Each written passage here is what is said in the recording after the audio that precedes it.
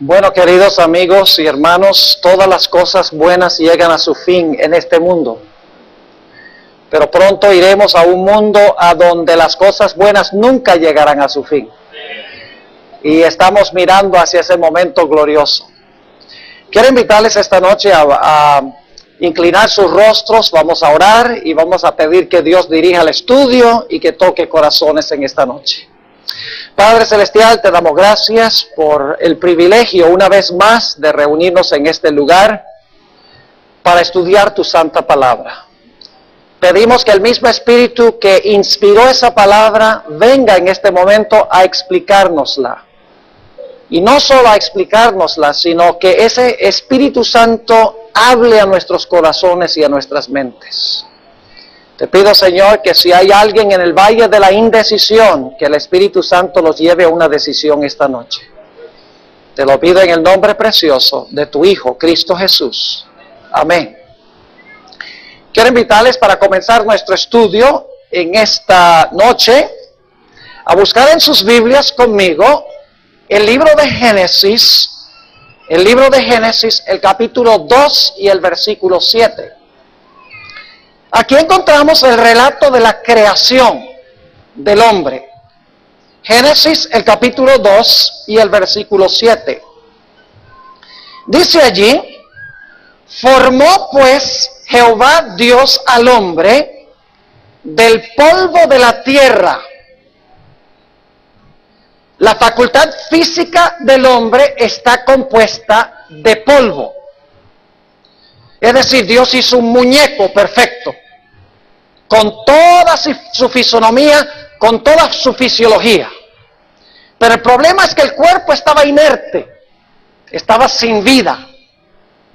Por eso sigue diciendo el versículo: y alentó en su nariz soplo de vida. Es decir, Dios le dio a ese cuerpo la capacidad de respirar y de funcionar. Y luego dice: y fue el hombre un alma viviente. Ahora, para comenzar, quiero recalcar un punto crucial en nuestro estudio. Quiero preguntarles: ¿tiene el hombre un alma? Veo dos respuestas, oigo dos, sí y no. ¿Le dio Dios al hombre un alma? No.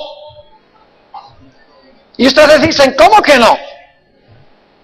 El texto dice que Dios unió el aliento con el cuerpo de polvo y el resultado de la combinación de esas dos cosas fue el alma.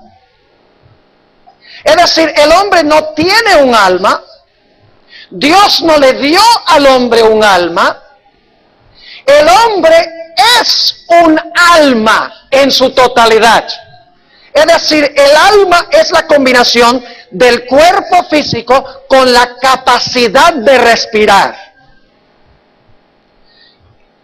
En la Biblia la palabra alma se traduce de diferentes maneras.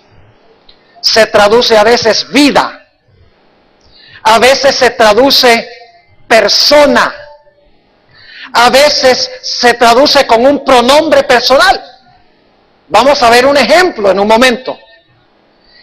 Es decir, que el alma es la persona en su totalidad, es el individuo en su totalidad. Un alma viviente es un individuo completo y total, cuerpo y respiración. Una persona viva. Ahora, yo quiero mostrarles esto comparando dos textos de la Biblia. El primero se encuentra en Mateo, el capítulo 16 y el versículo 26. San Mateo, el capítulo 16 y el versículo 26. Y quiero que guarden ese lugar con un dedo allí y vayan conmigo también a Lucas, el capítulo 9 y el versículo 25. Vamos a comparar Mateo 16, 26 con San Lucas, el capítulo 9 y el versículo 25. Ahora, noten lo que dice primero Mateo 16, 26. Aquí está hablando Jesús. Porque ¿de qué aprovecha al hombre Si granjeare, es decir, si gana todo el mundo y perdiere su ¿qué? Y perdiere su alma, ¿o qué recompensa dará el hombre por su alma? Noten, ¿de qué vale al hombre que gane todo el mundo y pierda su alma? Pero noten cómo lo dice San Lucas. Lucas 9 y el versículo 25. Es la misma enseñanza, pero con diferentes palabras. Dice, porque ¿qué aprovecha al hombre si granjeare todo el mundo y se destruye o se pierde a sí mismo? ¿Qué es perder el alma? Cuando comparamos los dos textos. Perder el alma significa perderse uno mismo. Es decir, el alma soy ¿qué? El alma soy yo mismo. Es la persona. Ahora, nosotros usamos la palabra alma en nuestros modismos hoy en día, de esa forma. Por ejemplo, si no hubiera venido nadie esta noche acá, yo diría, lástima que no vino ni un alma. ¿Han oído esa expresión? ¿Qué estoy diciendo? ¿Que no vino un fantasma? No, estoy diciendo que no vino ni una sola persona. O cuando un individuo tiene problemas, digo, pobre alma. Estoy diciendo pobre ¿qué? Pobre persona. Hablamos también de ganar almas. No estamos hablando de ganar fantasmas. Algo intangible, algo inmaterial. Estamos hablando de salvar ¿qué? De salvar personas. Es decir, cuando la Biblia habla antropológicamente de la composición del hombre, de lo que se compone el hombre, la palabra alma se refiere a la persona en su totalidad. El alma soy yo soy un alma, soy una persona. ¿Está claro? Muy importante para el tema que vamos a estudiar en esta noche. Ahora vayan conmigo a Génesis, el capítulo 2 y el versículo 9. Espero que los que están viendo vía satélite también estén yendo a los textos. Génesis 2 y el versículo 9. Cuando Dios hizo a esta persona, cuando hizo a Adán y a Eva, ¿cómo podían ellos prolongar su vida? ¿Será que Dios les dio un alma inmortal que nunca iba a morir? ¿O será que ellos debían depender de una fuente de vida fuera de sí mismos para continuar viviendo?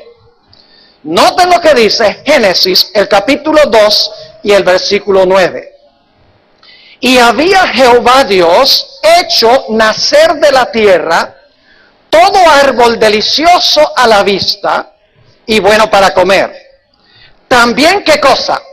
El árbol de la vida en medio del huerto y el árbol de la ciencia del bien y del mal. Noten que Dios colocó en el huerto el árbol de la ¿qué? El árbol de la vida. ¿Creen ustedes que Adán y Eva debían comer del árbol de la vida para continuar viviendo? Claro que sí. Lo vamos a ver en nuestro estudio esta noche. Es decir, ellos eran condicionalmente inmortales. Podían perpetuar y prolongar su vida participando regularmente del árbol de la vida. Es decir, ellos tenían, como mencioné en un tema anterior, una batería recargable. Y el cargador de la batería era el árbol de vida. Es decir, su fuente de vida no se encontraba adentro de ellos, su fuente de vida se encontraba fuera de ellos. Ahora, para que ellos pudieran continuar comiendo del árbol de la vida, era necesario que se abstuvieran de comer de otro árbol que se encontraba en el huerto. El árbol de la ciencia del bien y del mal. Note lo que dice Génesis, el capítulo 2 y el versículo 15 al 17. Génesis 2, 15 al 17. Dice, tomó pues Jehová Dios al hombre y le puso en el huerto de Edén para que lo labrara y lo guardase. Y mandó Jehová Dios al hombre diciendo, de todo árbol del huerto comerás, mas del árbol de la ciencia del bien y del mal no comerás de él, porque el día que de él comieres, ¿qué iba a pasar? El día que de él comieres, ¿qué cosa? Morirás. Para que el hombre pudiera perpetuar y prolongar su vida, debía comer del árbol de la vida y debía abstenerse de comer ¿de cuál árbol? Abstenerse de comer del árbol de la ciencia del bien y del mal. Pero Satanás tenía otro plan. Nota en Génesis el capítulo 3 y el versículo 4. Eva comienza una conversación con la serpiente. Y fíjense lo que le dice la serpiente. Dios acaba de decir que si tú comes del árbol de la ciencia del bien y del mal, vas a morir. Es más, la Biblia dice, el día que de él comieres, morirás. Pero ahora Satanás quiere convencer a Eva de que no es así como Dios ha dicho. Dice en Génesis 3 y el versículo 4, entonces la serpiente dijo a la mujer, no que, no moriréis. El primer sermón que se predicó en la historia de este mundo, diciendo que el hombre es por naturaleza inmortal, lo predicó Satanás. Porque Dios dijo que el hombre era mortal y para continuar viviendo tenía que comer del árbol de la vida. Satanás dice, tú tienes vida inmortal dentro de ti mismo, comas o no comas del árbol de la vida. Es decir, tu vida inmortal es propia, es innata. ¿Quién tenía la razón? Dios, de que la vida del hombre era tangible, es decir, era tangente, dependía de otro, del árbol de la vida, o tenía razón Satanás de que el hombre tenía inmortalidad dentro de sí mismo. Bueno, la Biblia deja muy en claro quién tenía razón. Noten Génesis el capítulo 3 y el versículo 19.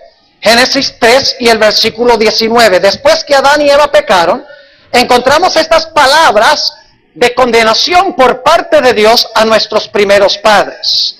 Dice, en el sudor de tu rostro comerás el pan hasta que vuelvas a la tierra, porque de ella fuiste tomado.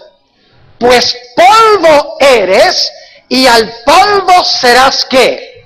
Y al polvo serás tornado. Ahora Dios le dice a Adán entonces, como tú comiste del árbol de la ciencia del bien y del mal, tú ahora vas a volver ¿a dónde? Vas a volver al polvo. Es decir, te vas a morir.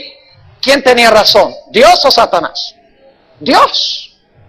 El hombre no tenía vida en sí mismo. La fuente de su vida se encontraba en un árbol fuera de él. Pero cuando comió del árbol de la ciencia del bien y del mal, la Biblia nos dice que el hombre ya no podía comer del árbol de la vida y por lo tanto se hizo mortal. Noten lo que dice Génesis, el capítulo 3 y el versículo 22 al 24. Génesis, el capítulo 3 y el versículo 22 hasta el 24. Fíjense por qué llegó el hombre a ser mortal. Fíjense que antes el hombre era inmortal siempre y cuando ¿qué? Siempre y cuando comiera del árbol de la vida. Pero si no podía comer del árbol de la vida, iba a llegar a ser ¿qué cosa? Mortal. Es decir, el hombre no es inmortal por naturaleza, el hombre es mortal y su inmortalidad depende del árbol de Dios. Ahora, noten lo que Dios hizo cuando Adán y Eva pecaron. Versículo 22. Y dijo Jehová Dios, he aquí el hombre es como uno de nos, sabiendo el bien y el mal. Ahora pues, porque no alargue su mano, y tome también del árbol de la vida, y coma y viva ¿qué? Para siempre. ¿Qué tenía que hacer el hombre para vivir para siempre? Según este texto, ¿qué tenía que hacer?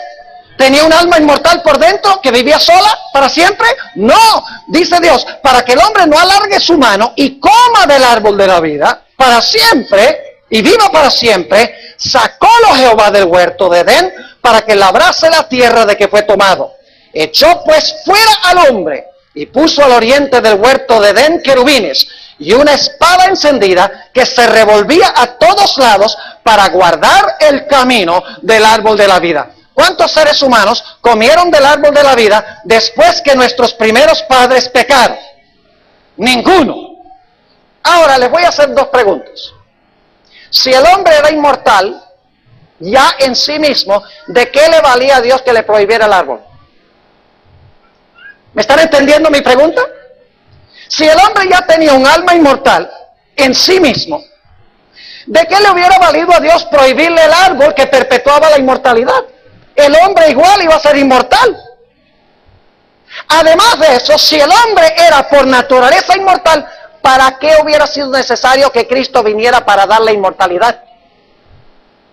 ¿Me están entendiendo lo que estoy diciendo? Si el hombre en sí mismo tenía un alma inmortal que no podía morir, entonces, ¿a qué vino Cristo a salvarlo? A salvarlo de la muerte. Si era inmortal, Cristo no hubiera necesitado salvarlo de la muerte. Porque la muerte y la inmortalidad son polos contrarios. Ahora, lo interesante, según estudiamos en un tema anterior, la gente antes del diluvio, muchos de ellos vivían hasta tener casi 1000 años.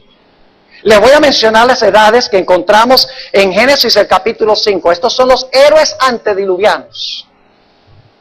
Vivieron 930 años, 912 años, 905 años, 910 años, 895 años, 962 años. El mayor fue Matusalén, 969 años. 777 años, y Noé, el último en la lista, vivió 950 años. Ahora mi pregunta es, ¿por qué vivieron estos héroes antes del diluvio casi 1000 años y nosotros hoy no vivimos si acaso 80 o 90 años caminando con un bastón? Sencillamente porque la Biblia, vamos a ver, enseña de que ellos habían comido, ¿de qué cosa? Del árbol de la vida, y tenían su batería bien cargada. Pero mientras más tiempo pasa, ¿qué sucede con la batería? La batería se va descargando. Y como no es posible ir al árbol de la vida para cargar la energía constitucional o la fuerza vital, la vida va disminuyendo y disminuyendo y disminuyendo y no se puede reabastecer. Bueno, si piensan que antes del diluvio la gente vivía mucho tiempo, después del diluvio también vivían bastante, pero mucho menos. Permítame mencionarle las edades de los que vivieron después del diluvio, hasta el día de Abraham. Se hallan mencionados en Génesis el capítulo 11. Vivieron 600 años, 438 años, 433 años, 464, 239. Otro vivió también 239, 230, 148, 205. Y el último que está en la lista, según la Biblia, vivió solamente 175 años. Todavía es bastante tiempo, pero comparado con los héroes antes del diluvio, 175 años no era nada. Ahora, ¿por qué estos héroes postdiluvianos vivieron tanto menos tiempo que los héroes antediluvianos? Porque estaban más retirados ¿de qué cosa? Del cargador de su energía vital, de su energía constitucional. Ahora, ¿cuánto vivimos nosotros hoy? Ustedes recuerdan el texto del salmista, Salmo 90 y el versículo 10. Salmo 90 y el versículo 10. Aquí está hablando David y habla con mucha tristeza. Dice ahí en el Salmo 90 y el versículo 10, los días de nuestra edad son 70 años. Y si bien en los más robustos son 80 años. Pero ¿qué clase de vida es? Dice, con todo, su fortaleza es ¿qué cosa? Molestia y trabajo, porque pronto pasan y volamos.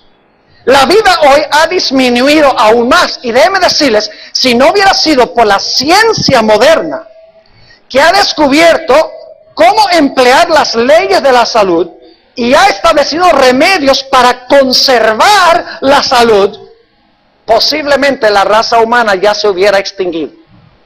pero es porque han aprendido a preservar la energía vital, la energía constitucional por la cual continuamos viviendo. Pero saben que si Jesús no interviniera en este mundo, finalmente la raza humana terminaría por extinguirse y el último ser humano moriría porque no habría posibilidad de ir al árbol de la vida para recargar las baterías. Ahora, esto es una situación bien triste, ¿no es? ¿Qué va a pasar con nosotros? ¿Será que hay esperanza? Imagínense ustedes, la raza humana va en plan de extinción. ¿Será que no va a haber una forma de reabastecer la vida de los seres humanos? Oh, aquí llegamos a la parte más hermosa de nuestro tema de esta noche. La Biblia nos dice que habrá una forma de recobrar la energía vital que tenían nuestros primeros padres antes de su pecado en el huerto del Edén. Y de eso quiero hablarles durante la última parte de nuestro tema en esta noche. Quiero que vayamos a 1 de Corintios, el capítulo 15. Es un texto que no van a encontrar en pantalla, pero se los voy a leer de todas maneras. 1 de Corintios, el capítulo 15 y el versículo 51. Y voy a leer hasta el versículo 54. Aquí el apóstol Pablo está hablando de la resurrección. Y fíjense lo que declara. 1 de Corintios 15, 51. He aquí os digo un misterio. Todos ciertamente no dormiremos. ¿Qué significa dormiremos? No moriremos, sí. Ciertamente no dormiremos, mas todos seremos ¿qué? Transformados en un momento, en un abrir de ojo, a la final trompeta. ¿Cuándo es que vamos a ser transformados?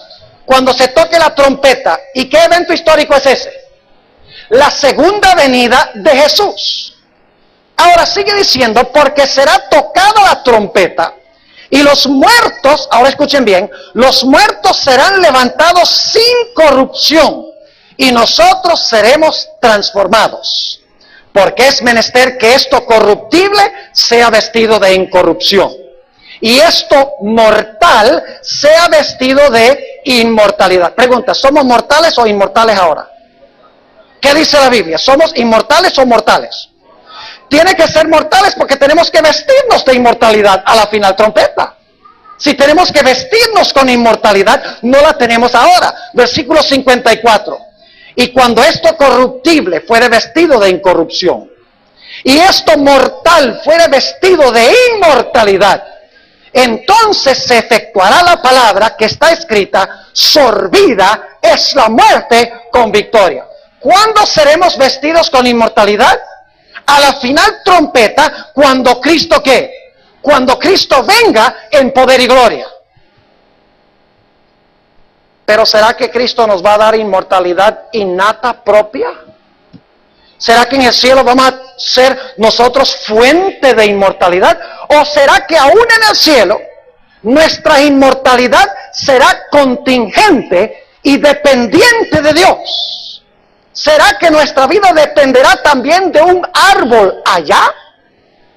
Vayan conmigo a Apocalipsis 21 y el versículo 1 al 4. Apocalipsis el capítulo 21 y el versículo 1 al 4. Aquí está hablando Juan de la patria celestial que nosotros tendremos si aceptamos a Jesús como nuestro Salvador. Dice, y vi un cielo nuevo y una tierra nueva. Porque el primer cielo y la primera tierra pasaron y el mar ya no es o ya no existe más. Y yo, Juan, vi la santa ciudad, la nueva Jerusalén, que descendía del cielo de parte de Dios, dispuesta como una esposa ataviada o adornada para su esposo. Y oí una gran voz del cielo que decía, he aquí el tabernáculo de Dios con los hombres, y morará con ellos, y ellos serán su pueblo, y el mismo Dios será su Dios con ellos. Y ahora viene el versículo clave. Pueden imaginarse a Dios sacando el pañuelo. Porque aquí dice, y limpiará Dios toda lágrima de los ojos de ellos. ¿Anhelan ustedes ese día? Yo tengo familiares que han muerto, que yo espero ver en el reino. Y limpiará Dios toda lágrima de los ojos de ellos. ¿Y qué pasa? Y la muerte no será más.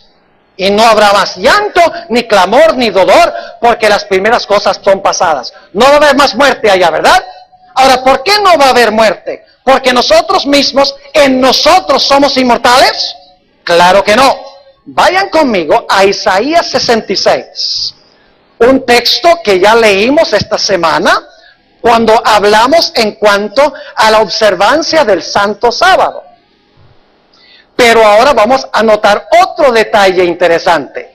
Isaías 66, y quiero leer los versículos 22 y 23.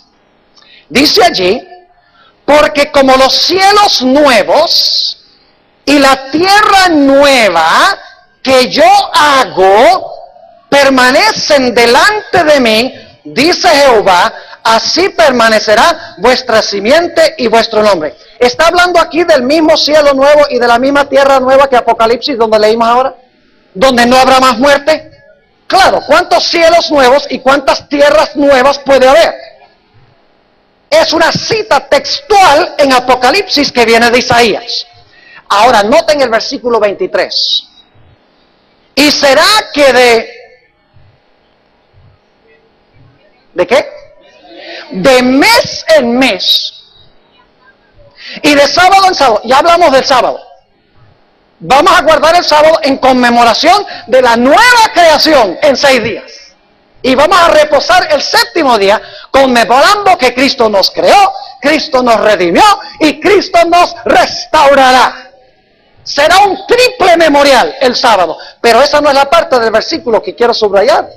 Dice que no solamente vamos a ir de sábado en sábado, sino que dice que vamos a ir ¿de qué? Vamos a ir de mes en mes a la presencia de Dios. Inmediatamente nos preguntamos, ¿y qué vamos a hacer allá mensualmente?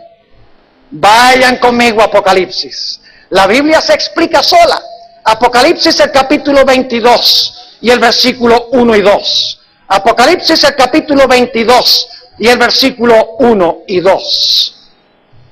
Hablando de la santa ciudad Nueva Jerusalén, a donde se encuentra el trono de Dios, dice, después me mostró un río limpio de agua de vida, resplandeciente como cristal, que salía del trono de Dios y del Cordero.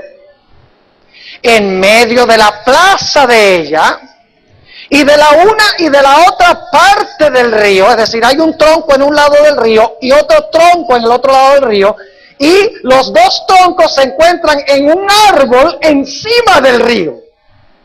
Porque es árbol singular, pero tiene 2 troncos, uno en cada lado. Sigue diciendo, versículo 2, en medio de la plaza de ella y de la una y de la otra parte del río, estaba el árbol de vida que lleva, ¿el árbol de qué? ¿Será el mismo árbol que estaba en el Edén? ¿Cuántos árboles de vida hay? La Biblia dice que hay uno. Sigue diciendo, estaba el árbol de vida que lleva 24 frutos. Gracias. Que lleva 12 frutos, dando cada año su fruto. ¿Qué dice? Dando cada mes su fruto.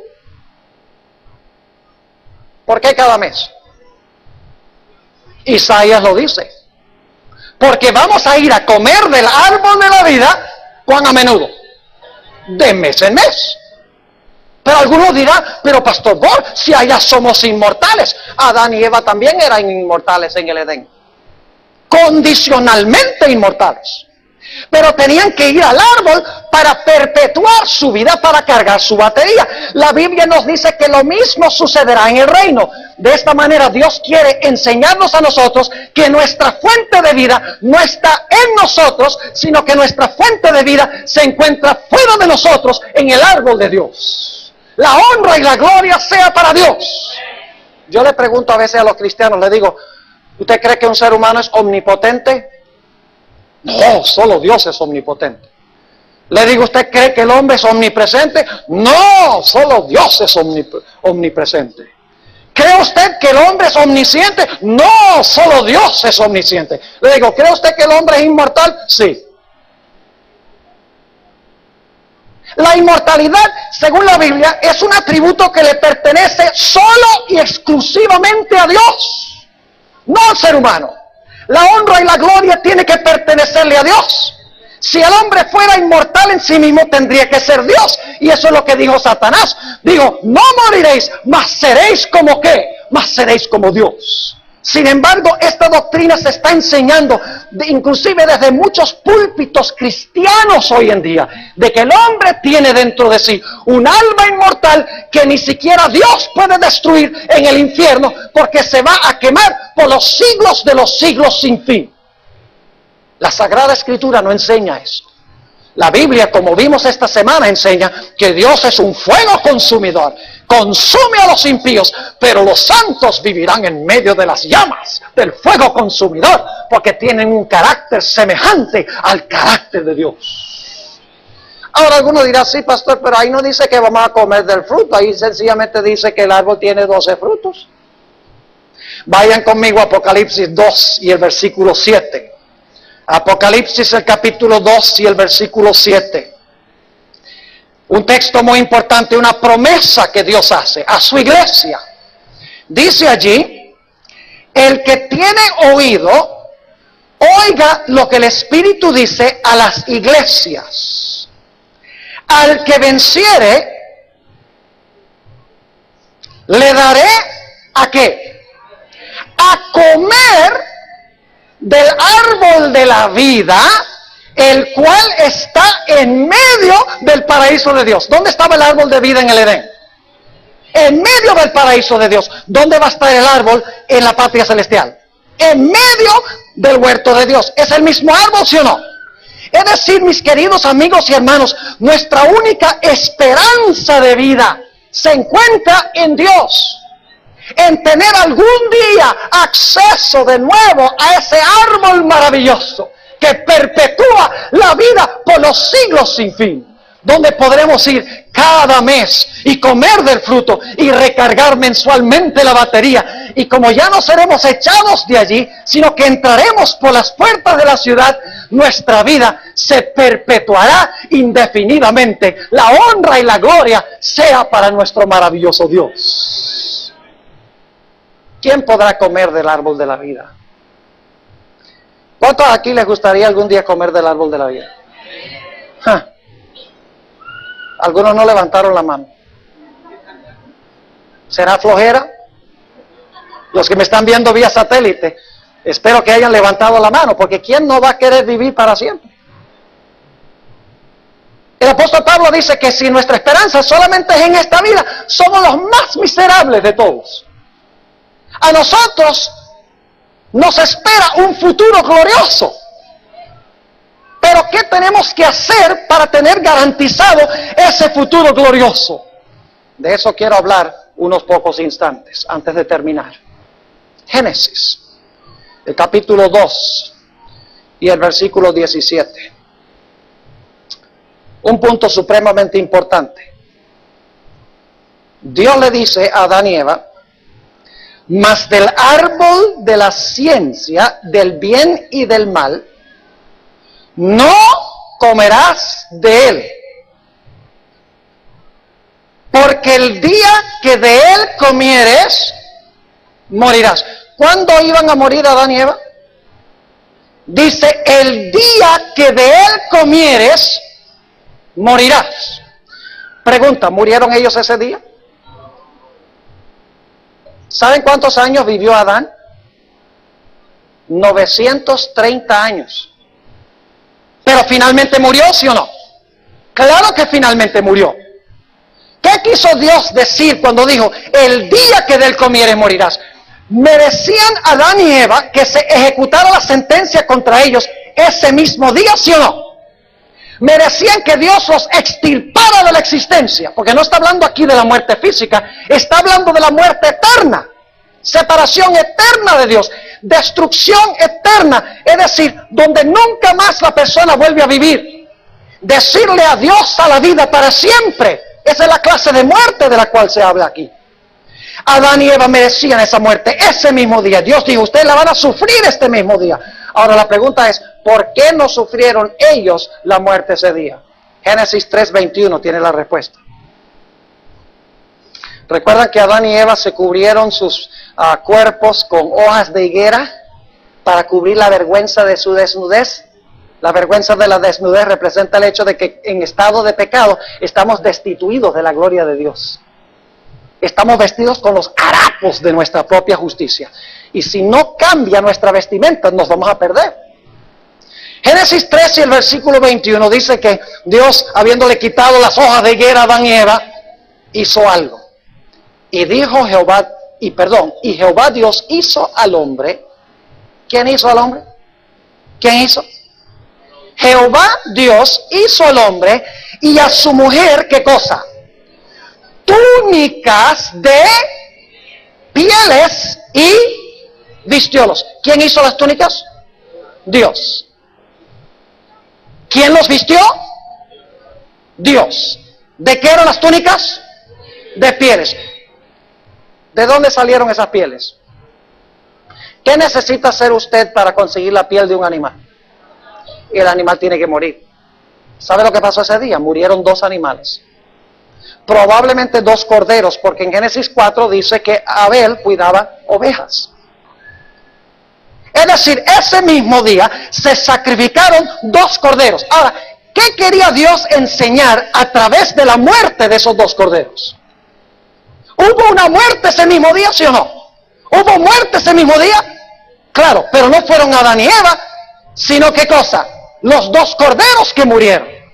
¿Qué estaba tratando Dios de enseñarle a Adán y Eva a través de esto? Les estaba enseñando, ustedes merecen morir este mismo día, porque yo dije, el día que pequen van a morir. Pero yo quiero que ustedes sepan que en lugar de ustedes va a morir el Cordero de Dios que quita el pecado del mundo. Noten lo que dice en Primera de San Pedro, el capítulo 1 y el versículo 18 al 20.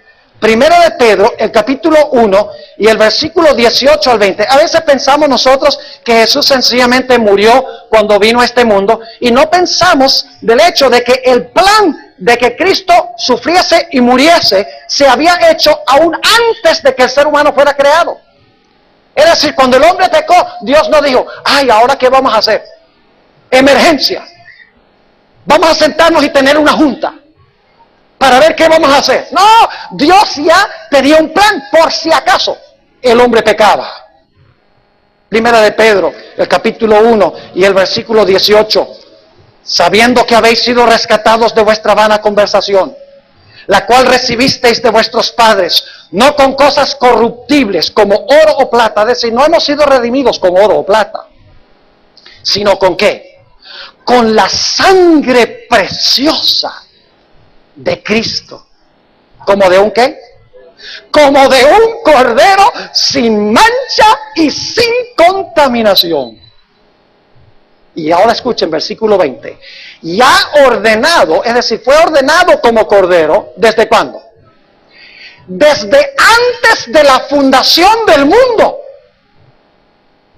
Pero luego dice, pero manifestado en los postrimeros tiempos por amor de vosotros. El plan estaba hecho. Es decir, el mismo instante que Adán y Eva pecaron, cuando sacrificaron los animales, escuchen bien, Jesús se estaba presentando delante de su Padre y estaba diciendo, Padre, el hombre debe morir, pero yo me ofrezco para morir en su lugar. Y ese anuncio se demostró a través del sacrificio de esos 2 corderos. El Señor Jesucristo murió para que nosotros pudiéramos comer nuevamente del árbol de la vida. Pero tenemos que recibirlo. Ese texto más famoso de la Biblia que dice, porque de tal manera amó Dios al mundo, que ha dado a su Hijo unigénito. La Biblia dice que Dios dio a Jesús para todo el mundo, pero luego la segunda mitad del versículo dice, para que todo aquel que en él ¿qué? Para que todo aquel que en él crea no se pierda, mas tenga ¿qué? Mas tenga vida eterna. Es decir, la Biblia nos enseña que Cristo, cuando murió, pagó un precio infinito para salvar a cada ser humano que jamás haya vivido sobre el planeta Tierra. Pero nosotros tenemos que venir a Él y tenemos que decirle: Señor Jesús, yo soy pecaminoso, yo quebranto tu ley cada día, Señor, ayúdame, estoy arrepentido por lo que he hecho, perdona mi pecado. Y cuando recibimos a Jesús, Jesús nos perdona y hace más, llena nuestra vida con su Santo Espíritu para que podamos vivir en armonía con su voluntad. En 1 de San Juan, el capítulo 5 y el versículo 11, el apóstol amado dice: el que tiene al Hijo, ¿tiene qué? El que tiene al Hijo, tiene la vida. Y el que no tiene al Hijo, no tiene qué, no tiene la vida. Y cuán maravilloso será, mis apreciados hermanos, hermanas, visitas, los que están viendo vía satélite este programa, cuán lindo será cuando se abran las puertas de la ciudad, como dice Apocalipsis 22:14, aquellos que guardan los mandamientos de Dios. Por amor a Jesús, porque Jesús dijo: si me amáis, guardad mis mandamientos.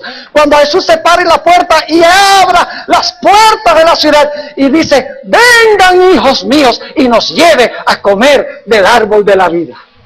Y lo haremos mensualmente por los siglos de la eternidad.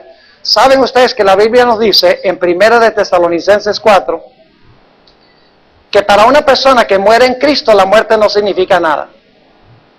¿Sabe que yo no tengo miedo de morir esta noche? Porque he recibido a Cristo. Y el que tiene al Hijo tiene la vida. Si yo llegase a morir esta noche, yo sé que voy a pasar un periodo de silencio donde yo no voy a saber qué ha pasado en este mundo. Cuando me despierte y alguien me dice: oh, pasaron tantos meses o tantos años, digo: ¿cómo? Porque cuando me morí se suspendieron mis pensamientos y cuando resucité se reanudaron. Mientras tanto no pasó nada. Porque la Biblia dice que la muerte es un momento de inconsciencia, pero no tenemos que tenerle terror ni temor a la muerte si estamos en Jesús. Porque Jesús nos va a levantar. Cuando venga Jesús con voz de trompeta, con voz de arcángel, los muertos en Cristo resucitarán. Los muertos en Cristo, les dije, resucitarán primero. Luego los que están vivos serán arrebatados juntos a recibir al Señor en el aire, y así estaremos siempre con el Señor. ¡Qué gloriosa promesa! Pero mis queridos amigos y hermanos, tenemos que unirnos a Jesús. Yo quiero preguntar en esta noche: ¿hay alguien aquí que no ha recibido a Jesús como su Salvador personal? ¿No ha reclamado su justicia? ¿Que quiere decirle al Señor Jesucristo en esta noche: Señor Jesús, yo quiero recibirte como mi Salvador.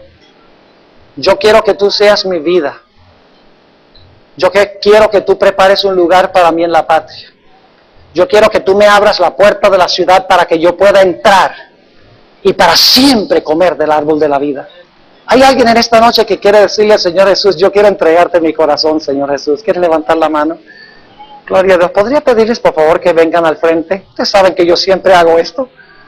Por favor, los que levantaron la mano, cualquier otro, venga al frente. Si usted quiere recibir a Jesús y tener la garantía de algún día comer del árbol de la vida, entrar por las puertas de la ciudad, ¡qué gloriosa oportunidad! Esta es nuestra última noche. También los que están escuchando vía satélite, los que están viendo, hay alguien enfrente de la iglesia a donde ustedes se encuentran, esperando que ustedes vengan adelante para orar con ustedes. No dejen pasar esta última oportunidad. Puede ser que no tengan una oportunidad más en toda su vida de tener reuniones como estas, a donde el Señor Jesucristo les haga el llamado. Por favor, acérquense más, porque yo estoy esperando a otras personas que van a venir al frente. Yo sé que hay otros aquí en esta noche. No se vaya a la casa sin responder al llamado de Jesús. ¡Qué glorioso don nos da Jesús! El don de la vida eterna. El que tiene al Hijo, tiene ahora la vida eterna. La tenemos garantizada ahora, mis queridos hermanos y hermanas. Apreciadas visitas, los que están mirando vía satélite. Pero cuando Cristo venga nos dará el toque de inmortalidad. Y entonces nos llevará al árbol de la vida. Escuchemos el hermoso himno clásico, hermoso, en el Monte Calvario, cantado por Tony Ávila. Si el Señor toca tu corazón mientras estás escuchando este himno, venga al frente. No resistas la voz de Dios. Escuchemos. En el monte Calvario estaba una cruz, emblema de afrenta y dolor. Mas yo amo esa cruz, todo dio mi Jesús por salvar al más vil pecador. Oh, yo siempre amaré esa cruz. En sus triunfos mi gloria será. Y algún día, en vez de una cruz, mi corona Jesús me dará. Saben, mis queridos hermanos y amigos, que sabemos a través de los evangelios que cuando la gente rechazaba el llamado de Jesús, el Señor Jesús derramaba lágrimas de sus ojos, porque quería salvar a la gente. Pero la única forma que se podían salvar era escogiendo salvarse, recibiendo a Jesús. Nadie puede escoger por ti, tú tienes que escoger por ti mismo, por ti mismo. No endurezcas tu corazón. Ven a Jesús esta noche. Yo sé que tiene que haber otras personas aquí cuyo corazón está siendo impresionado por el Espíritu Santo. No te demores. Ven al frente esta noche. Dile sí a Jesús. Esto no es una obligación, es un privilegio decirle sí a Jesús. No resistas la voz del Señor. Alguien más en esta noche que quiere venir al frente, antes de que escuchemos una segunda estrofa de este clásico, de este hermoso himno. Alguien más en esta noche que quiere venir al frente y decirle sí al Señor Jesús.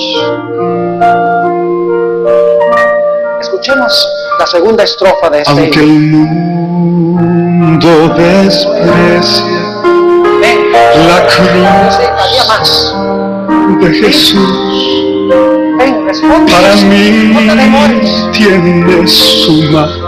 Estamos muy cerca del final de la historia de este mundo. ¿Para qué vas a perder la Pues en salvación? ella llegó No vale la pena este mundo el comparado con la eternidad. Venga, Cordero de Jesús. Dios de mi alma, la condenación. Oh, yo siempre amaré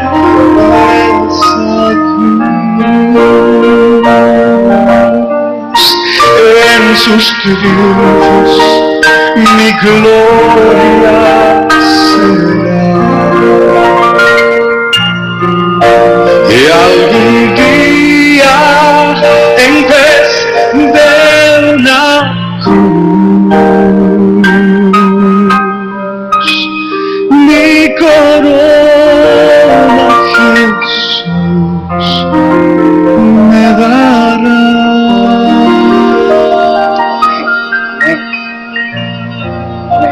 Gracias, Tony. Hermoso. Gloria sea a Dios. Solamente restan 2 minutos. Se va a ir la señal vía satélite. Quiero hablar con aquellas personas que están viendo en diferentes partes del mundo. Trenton, New Jersey, Nueva York, Miami, California, Perú, Argentina. Tantos países que están transmitiendo esta señal. Te quiero invitar a ti también para que entregues tu corazón a Jesús. No es difícil. Lo único que tienes que hacer es venir adelante para que la persona encargada pueda tener una oración contigo. Te va a ayudar a orar para que puedas hacer tu entrega de tu vida a Jesús. Puedas tener la garantía de vida eterna y el privilegio de comer del árbol de la vida. ¿Alguien más aquí en esta noche que quiere venir al frente? Siempre me da temor a terminar un llamado, porque yo sé que hay personas que están en el valle de la indecisión. Y si dejas pasar esta oportunidad, no sabemos si tendrás otra. Por favor, ven al frente. Antes de que se vaya la señal del satélite, yo quiero tener una oración contigo en esta noche. Quiero orar para los que están viendo también vía satélite. ¿Hay alguien más? No endurezcas tu corazón. Permite que el Espíritu Santo te suavice el corazón. Responde a su llamado.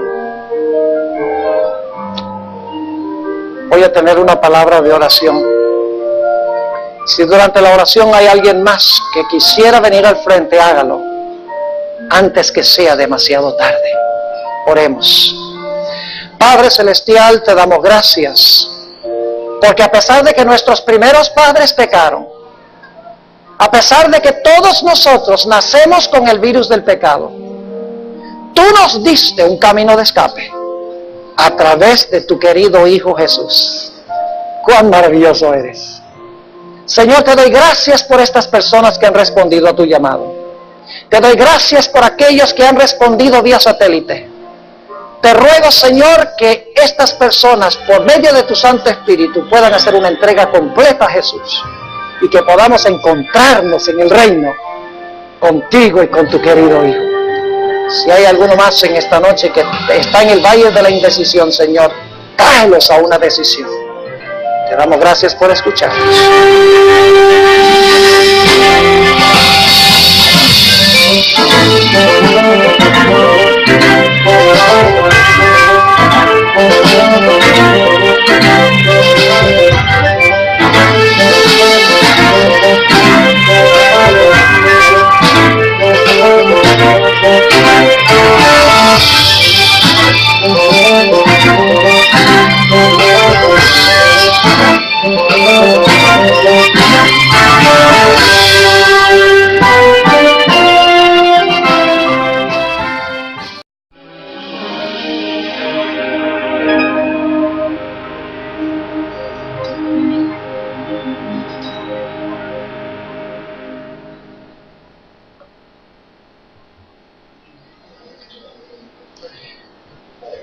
Bueno, queridos amigos y hermanos, todas las cosas buenas llegan a su fin en este mundo.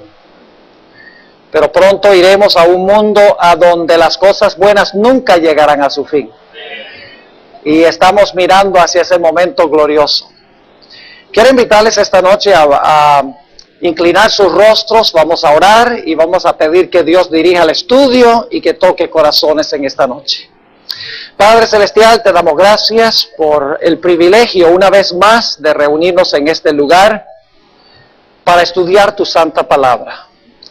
Pedimos que el mismo Espíritu que inspiró esa palabra venga en este momento a explicárnosla.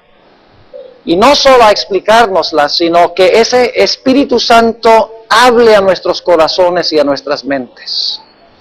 Te pido, Señor, que si hay alguien en el valle de la indecisión, que el Espíritu Santo los lleve a una decisión esta noche. Te lo pido en el nombre precioso de tu Hijo, Cristo Jesús. Amén.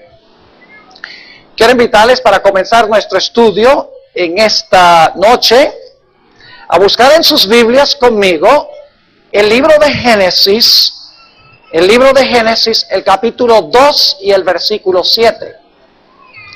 Aquí encontramos el relato de la creación del hombre. Génesis, el capítulo 2 y el versículo 7. Dice allí: formó pues Jehová Dios al hombre del polvo de la tierra.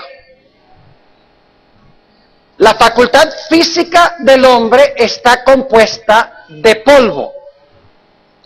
Es decir, Dios hizo un muñeco perfecto, con toda su fisonomía, con toda su fisiología.